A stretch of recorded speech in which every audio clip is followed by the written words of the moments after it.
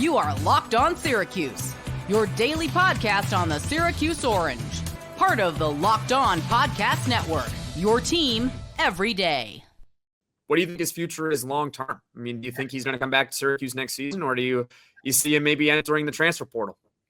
Yeah, I mean, that's certainly been something that's been talked about, a hot button topic, I'd say, on our social media pages over in recent weeks, irrespective of the fact that he didn't, play last night, looking ahead to next season. And certainly there are some fans out there just voicing their opinions. I assume they don't have inside information, but just, prognosticating that they don't think that Elijah Moore or Donnie Freeman, two of their three would be back in a Syracuse uniform next season. And it's my whole thing is with the transfer portal and just kind of where we are with collegiate athletics. And we're obviously just talking about college basketball here. I mean, who the heck knows? I did frankly write a column, I guess it was last week, where I said that if Donnie Freeman, and I know you're asking about Elijah, but if Donnie Freeman decides to come back to college for a sophomore season versus pursuing a professional career, I actually think he will be back at Syracuse. And that's just my opinion. It's not like Donnie told me that or someone else close to him told me that. I just, based on his relationships with Syracuse coaches, I think he would be back.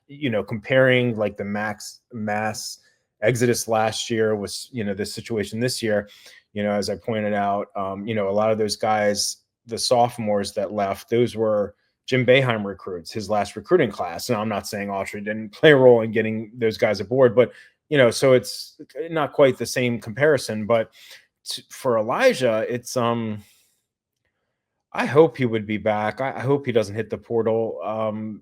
He loves, by all accounts, when he got offered by Syracuse years ago and was being recruited by and eventually, signed a verbal commitment or did a verbal commitment and signed. I mean, he loves Syracuse.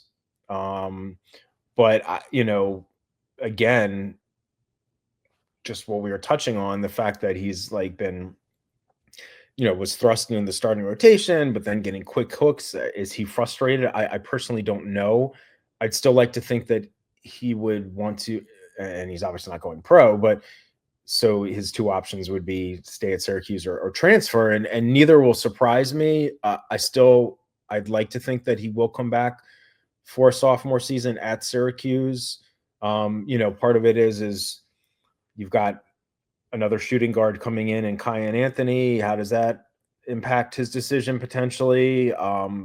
Who else is going to be returning out of existing players, if any?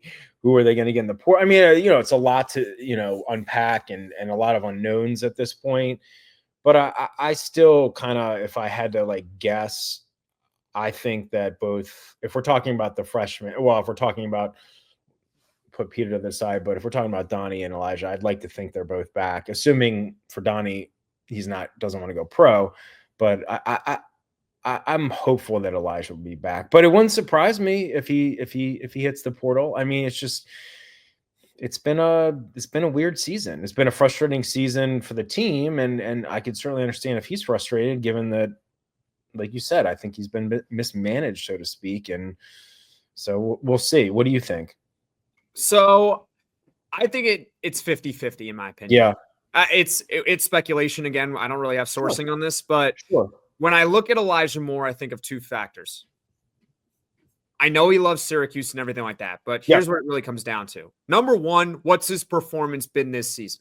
Right. This season, we're not talking about what he can potentially be going forward. Just this season. Sure. He hasn't been good.